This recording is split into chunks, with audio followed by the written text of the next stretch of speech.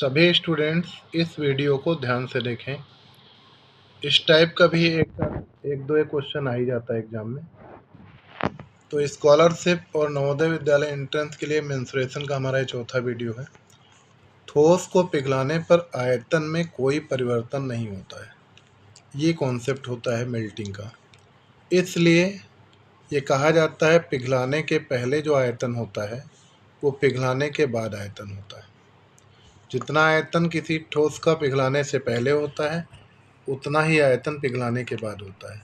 अब इस क्वेश्चन आते कैसे हैं, जैसे कभी कहेंगे एक गोले को पिघलाकर एक शंकु बना दिया गया, एक घन को पिघलाकर एक गोला बना दिया गया, या एक बड़े गोले को पिघलाकर छोटे बनाए गए हैं तो ढेर सारे बनेंगे। ठीक है, या कह देंगे कि एक घन या गोले को पिघलाकर 3 घन या गोले बनाए गए हैं। तो इस टाइप के कुछ कॉन्सेप्ट और क्वेश्चन आते हैं। और बाकी मेल्टिंग का कॉन्सेप्ट कंडीशन में बहुत सारे क्वेश्चन यहाँ से मिलेंगे आपको, लेकिन हमारा एग्ज़ाम का जो लेवल है यहाँ पर कुछ इजी से क्वेश्चन आएंगे जिन पर हम चर्चा कर रहे हैं। देखिए, जब एक बड़े घन या गोले को पिघलाकर समान आकार के यानी एक बड़े घन जिसकी भुजा ए है या एक गोला जिसकी त्रिज्या r है को पिघला दिया गया तो कई छोटे घन या गोले बनते हैं। जब एक बड़ा घन पिघलाओगे, छोटे छोटे घन बनाओगे तो कई बनेंगे।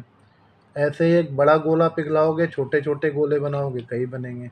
तो उसी में हम आपको एक बात बता रहे हैं कि बनाए गए छोटे घनों की संख्या यानी जो पिघलाने के बाद छोटे घन बने हैं उनकी जो संख्या होती है बड़े घन की भुजा बटा में छोटे घन की भुजा की घात 3। तो यहाँ लिखा है बड़े घन की भुजा बटा बनाए गए छोटे घन की भुजा की घात 3।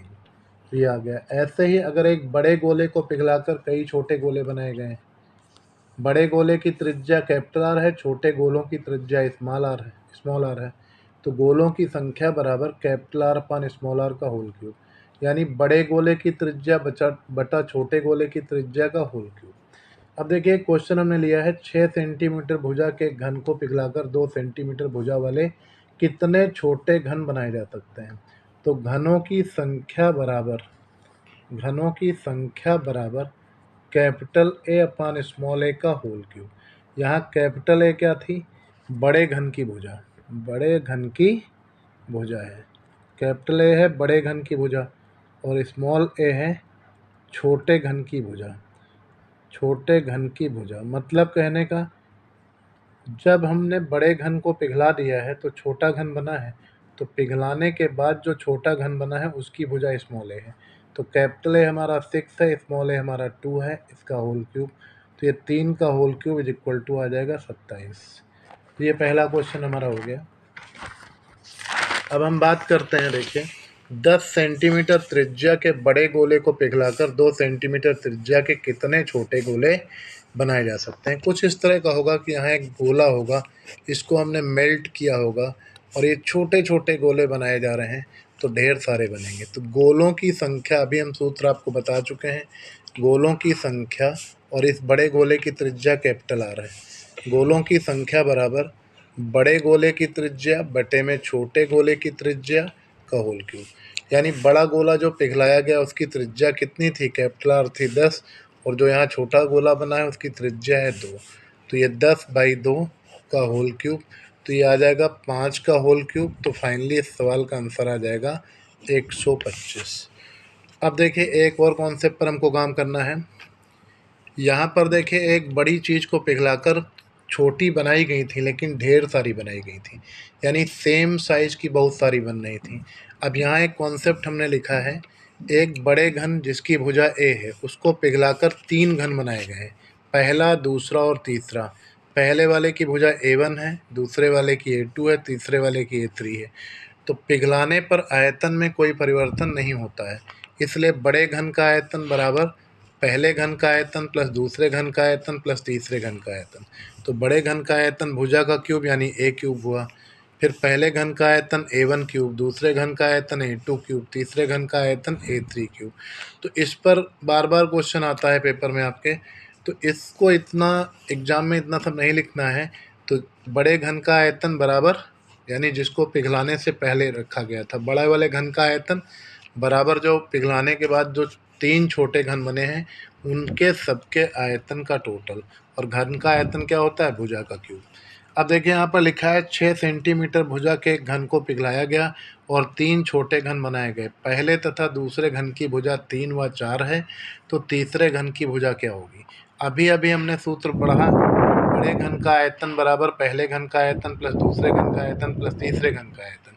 अब बताइए बड़े घन की भुजा हमारे पास कितनी थी? 6 थी।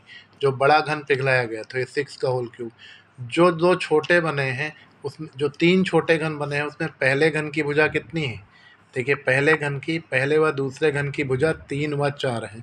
तो एक हो गया 3 का होल क्यूब, दूसरा हो गया 4 का होल क्यूब और तीसरे घन की भुजा हमको लानी है। तो ये हो गया A3 का होल क्यूब। तो ये है 216, ये है 27, ये है 64, A3 का क्यूब।